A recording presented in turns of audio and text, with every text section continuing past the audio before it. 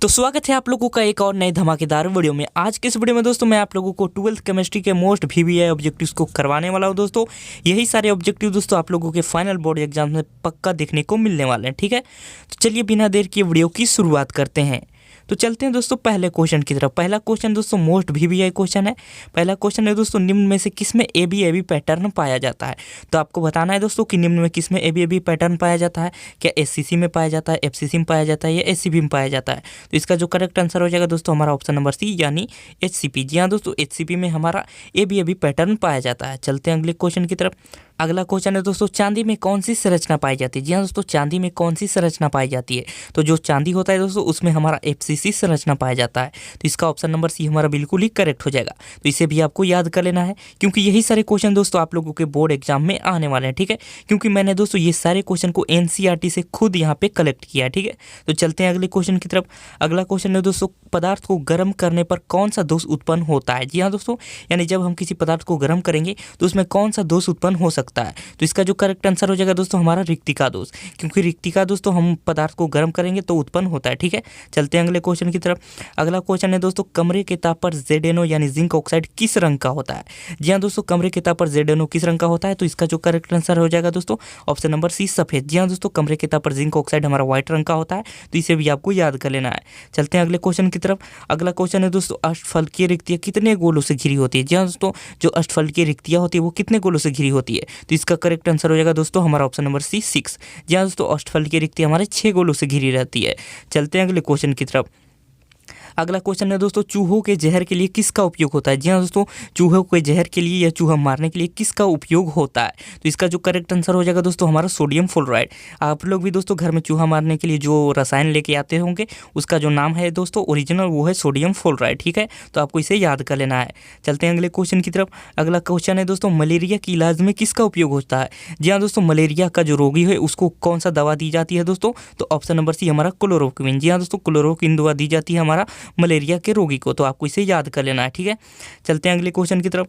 अगला क्वेश्चन है दोस्तों, ब्राउनी गति का खोज किसने किया। जी हाँ दोस्तों, ब्राउनी गति है उसका खोज किसने किया था। तो ब्राउनी गति का जो खोज किया था दोस्तों रॉबर्ट ब्राउन। जी हाँ दोस्तों, ब्राउनी गति का खोज किसने किया, रॉबर्ट ब्राउन। तो इसका ऑप्शन नंबर B करेक्ट हो जाएगा। चलते हैं अगले क्वेश्चन की तरफ। अगला क्वेश्चन है दोस्तों, यहाँ पे मैं इसे जूम कर देता हूँ। अगला क्वेश्चन है दोस्तों, विश्व में फिनॉल का अधिकतम उत्पादन किससे किया जाता है।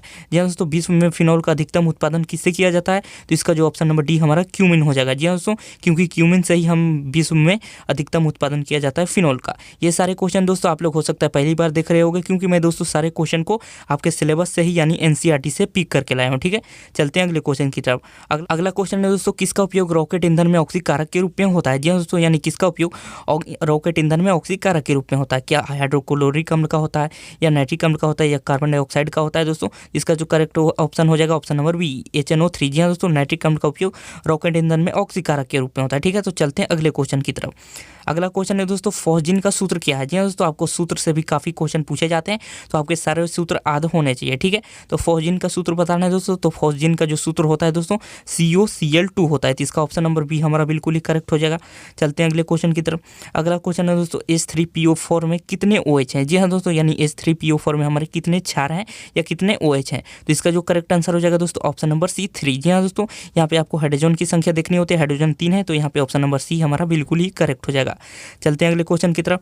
अगला क्वेश्चन है दोस्तों, एथॉक्सी ईथन का सूत्र क्या है। जी हाँ दोस्तों, एथॉक्सी ईथन का सूत्र क्या है। तो इसका जो करेक्ट आंसर हो जाएगा दोस्तों हमारा option number C C2H5O C2H5। जी हाँ दोस्तों, C2H5O C2H5 हमारा करेक्ट आंसर हो जाएगा। चलते हैं अगले क्वेश्चन की तरफ। अगला क्वेश्चन है दोस्तों, अम्लीय वर्षा के लिए कौन उत्तरदायी होता है। जी हाँ दोस्तों, यानी अम्लीय वर्षा जो होता है पृथ्वी पर उसके लिए उत्तरदायी कौन होता है। तो ये दोस्तों हमारा सल्फर डाइऑक्साइड होता है। ऑप्शन नंबर B हमारा 100% करेक्ट होने वाला है। तो आप लोग इसे याद करते चलिए और वीडियो को अभी तक लाइक नहीं किया तो कृपया लाइक कर दें और चैनल पर नए हो तो चैनल को सब्सक्राइब कर दें, क्योंकि मैं इसी तरह के यूनिक ऑब्जेक्टिव्स आप लोगों के लिए लाता रहता हूँ, ठीक है। चलते हैं अगले क्वेश्चन की तरफ। अगला क्वेश्चन है दोस्तों, क्रायोलाइट का सूत्र क्या होता है। जी हाँ दोस्तों, मैंने बोला था सूत्र आप लोग याद कर लीजिएगा। तो क्रायोलाइट का सूत्र यहाँ से पूछा गया दोस्तों। तो क्रायोलाइट का जो सूत्र होता है वो Na3AlF6 होता है, जिसका ऑप्शन नंबर B करेक्ट हो जाएगा। इसे भी आप लोग याद करते चलिए। और अगर दोस्तों आप लोग ने इसे अभी तक याद नहीं किया है अच्छे से तो इसे कॉपी में भी लिख लीजिएगा ताकि आप भूलो नहीं, ठीक है। चलते हैं अगले क्वेश्चन की तरफ। अगला क्वेश्चन है दोस्तों, नाइट्रिक अम्ल का उत्पादन निम्न में से किस विधि द्वारा किया जाता है। ये तो काफ़ी इजी क्वेश्चन है दोस्तों, तो आपको बताना है। तो नाइट्रिक अम्ल का जो उत्पादन है दोस्तों वो हमारा ओस्टवाल प्रक्रम द्वारा किया जाता है। ओस्टवाल थर्मल विधि द्वारा। ऑप्शन नंबर बी हमारा करेक्ट हो जाएगा। चलते हैं अगले क्वेश्चन की तरफ। अगला क्वेश्चन है दोस्तों SO2 जल के साथ संयोग कर क्या देता है। ये दोस्तों रिएक्शन वाला क्वेश्चन है। तो SO2 जो है दोस्तों हमारा जल के साथ यानी H2O के साथ संयोग करके H2SO3 देता है। तो ऑप्शन नंबर ए हमारा बिल्कुल ही करेक्ट हो जाएगा।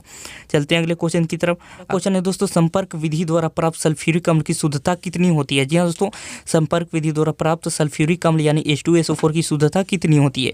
क्या 70 से 75% होता है, या 80 से 85 होता है, या 96 से 98 होता है, या 98 से 100 होता है। तो इसका जो करेक्ट आंसर हो जाएगा दोस्तों हमारा 96 से 98% तक दोस्तों हमारा H2SO4 शुद्ध होता है संपर्क विधि द्वारा बनाने पर। तो ऑप्शन नंबर सी हमारा बिल्कुल ही करेक्ट हो जाएगा।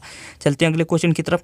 अगला क्वेश्चन है दोस्तों संचायक बैटरी में किसका प्रयोग होता है। संचायक बैटरी में किसका प्रयोग होता है दोस्तों। तो इसका ऑप्शन हमारा हो जाएगा ऑप्शन नंबर बी सल्फ्यूरिक अम्ल। जी हाँ दोस्तों, जितने भी सारे बैटरी होते हैं दोस्तों उसमें हमारा सल्फ्यूरिक अम्ल भरा रहता है। ठीक है, तो आपको इसे याद कर लेना है। चलते हैं अगले क्वेश्चन की तरफ। अगला क्वेश्चन है दोस्तों आवर्त सारणी में सबसे अधिक विद्युत ऋणात्मक तत्व कौन सा है। तो ये आपको बताना है दोस्तों कि आवर्त सारणी में सबसे अधिक विद्युत ऋणात्मक तत्व कौन सा है। इसका ऑप्शन नंबर दोस्तों हमारा ऑप्शन नंबर सी हो जाएगा फ्लोरीन। जी हाँ दोस्तों, F2 जो है हमारा आवर्त सारणी में सबसे अधिक विद्युत ऋणात्मक तत्व है। ठीक है, तो चलते हैं अगले क्वेश्चन की तरफ। अगला क्वेश्चन है दोस्तों XeF4 की संरचना कैसी होती है। जी हाँ दोस्तों, XeF4 की संरचना कैसी होती है। तो इसका जो करेक्ट आंसर हो जाएगा दोस्तों ऑप्शन नंबर बी वर्ग समतलीय। तो इसे भी आपको याद करते चलना है क्योंकि इससे ये क्वेश्चन दोस्तों हमारा फिक्स रहता है। ठीक है, चलते हैं अगले क्वेश्चन की तरफ।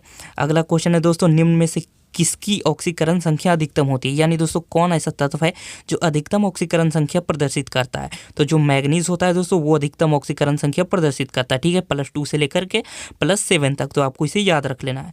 चलते हैं अगले क्वेश्चन की तरफ। अगला क्वेश्चन है दोस्तों NiCO4 का आकार होता है। NiCO4 का कैसा आकार होता है दोस्तों। तो चतुष्फलकीय होता है। इसे भी आपको याद करते चलना है। चलते हैं अगले क्वेश्चन की तरफ। अगला क्वेश्चन है दोस्तों निम्न में से कौन एल्कोहल का क्रियाशील मूलक है। इससे भी दोस्तों एक प्रश्न फिक्स रहता है कि मूलक वाला दोस्तों, तो आपको इसे याद कर लेना है। तो एल्कोहल का पूछा है दोस्तों, तो एल्कोहल का हमारा -OH होता है। ठीक है, तो इसे भी आपको याद कर लेना है। चलते हैं अगले क्वेश्चन की तरफ। अगला क्वेश्चन है दोस्तों एंजाइम क्या है। तो आपको बताना है दोस्तों कि एंजाइम क्या है। कार्बोहाइड्रेट है, लिपिड है, प्रोटीन है, या इनमें से कोई नहीं। तो एंजाइम जो है दोस्तों वो हमारा प्रोटीन है। तो इसका जो ऑप्शन नंबर सी हमारा बिल्कुल ही करेक्ट हो जाएगा। चलते हैं अगले क्वेश्चन की तरफ। अगला क्वेश्चन है दोस्तों कॉपर पायराइट का सूत्र बोला ना दोस्तों मैं, बहुत ही इंपॉर्टेंट है। तो इसे आपको याद कर लेना, एक सूत्र पक्का आने वाला है। ठीक है, तो कॉपर पायराइट का जो सूत्र होता है दोस्तों CuFeS2 होता है। ठीक है, तो आपको इसे याद कर लेना है। ठीक है, तो इसका ऑप्शन नंबर बी हमारा बिल्कुल ही करेक्ट हो जाएगा। चलते हैं अगले क्वेश्चन की तरफ। अगला क्वेश्चन है दोस्तों अयस्क में उपस्थित अशुद्धियों को क्या कहते हैं। तो अयस्क में उपस्थित अशुद्धियों को दोस्तों हम लोग गैंग कहते हैं। ये तो आपको पता ही होगा, इजी क्वेश्चन था। तो ऑप्शन नंबर भी करेक्ट हो जाएगा। चलते हैं अगले क्वेश्चन की तरफ। अगला क्वेश्चन है दोस्तों भूपर पट्टी में सर्वाधिक पाए जाने वाला तत्व कौन सा है। तो भूपर पट्टी में सर्वाधिक पाए जाने वाला तत्व दोस्तों हमारा एल्यूमिनियम है। तो इसे आपको याद कर लेना है। ठीक है, चलते हैं अगले क्वेश्चन की तरफ। अगला क्वेश्चन है दोस्तों एल्यूमिनियम का मुख्य अयस्क पूछ दिया है। तो एल्यूमिनियम का जो मुख्य अयस्क होता है दोस्तों वो हमारा बॉक्साइड होता है।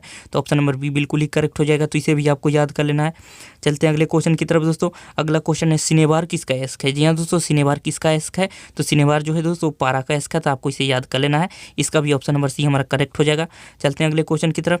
अगला क्वेश्चन है दोस्तों बोरॉन विकर्ण संबंध दर्शाता है। जी हाँ दोस्तों, बोरॉन विकर्ण संबंध किससे दर्शाता है। तो बोरॉन जो है दोस्तों सिलिकॉन से विकर्ण संबंध दर्शाता है। तो ऑप्शन नंबर बी हमारा करेक्ट हो जाएगा। चलते हैं अगले क्वेश्चन की तरफ। अगला क्वेश्चन है दोस्तों डी कक्षा का आकार कैसा होता है। जी हाँ दोस्तों, यानी डी उपकोष का आकार कैसा होता है। तो डी उपकोष का जो आकार होता है दोस्तों वो द्विडंबल होता है। तो ऑप्शन नंबर सी हमारा बिल्कुल ही करेक्ट होने वाला है। इसे भी आपको याद कर लेना है। तो चलते हैं अगले क्वेश्चन की तरफ। अगला क्वेश्चन है दोस्तों निम्न में से कौन कैनिजेरो प्रतिक्रिया से होकर गुजरता है। जी हाँ दोस्तों, अगर आप लोगों ने कैनिजेरो प्रतिक्रिया पढ़ा होगा तो आपको पता होगा कि फॉर्मल्डिहाइड जो होता है दोस्तों वो कैनिजेरो प्रतिक्रिया से होकर गुजरता है। तो जिसे हम लोग दोस्तों HCHO भी कहते हैं। तो इसका जो करेक्ट आंसर हमारा ऑप्शन नंबर डी हो जाएगा। ठीक है, चलते हैं अगले क्वेश्चन की तरफ। अगला क्वेश्चन है दोस्तों प्राकृतिक रबर बहुलक होता है। जी हाँ दोस्तों, प्राकृतिक रबर किसका बहुलक होता है। तो ये आइसोप्रीन का बहुलक होता है दोस्तों। तो ऑप्शन नंबर बी हमारा बिल्कुल ही करेक्ट होने वाला है। तो चलते हैं अगले क्वेश्चन की तरफ। अगला क्वेश्चन है दोस्तों ब्यूना N तथा ब्यूना S है। तो ब्यूना N तथा ब्यूना S जो है दोस्तों वो एक संश्लेषित रबर है, जैसा कि आप लोग देख सकते हो। ठीक है, चलते हैं अगले क्वेश्चन की तरफ। तो यहाँ पे चलते हैं दोस्तों। तो ये देखिए दोस्तों यहाँ पे हमारे जो 35 क्वेश्चन थे दोस्तों VVI केमिस्ट्री के 35 ऑब्जेक्टिव क्वेश्चन थे वो सारे समाप्त होते हैं। और यही सारे ऑब्जेक्टिव क्वेश्चन दोस्तों आप लोगों के एग्जाम में भी पूछे जाएंगे। इसी तरह के ऑब्जेक्टिव क्वेश्चन आप लोगों के एग्जाम में पूछे जाएंगे। ठीक है, तो यही था आज का हमारा वीडियो। उम्मीद करता हूँ वीडियो अच्छा लगा होगा। वीडियो अच्छा लगा तो सब्सक्राइब करें और इस वीडियो को लाइक और शेयर ज़रूर करें अपने यार दोस्तों में, ताकि उनकी भी हेल्प हो सके। और बेल आइकन को भी ऑल पे प्रेस कर दे ताकि इसी तरह के वीडियो की नोटिफिकेशन मिले सबसे पहले आपको।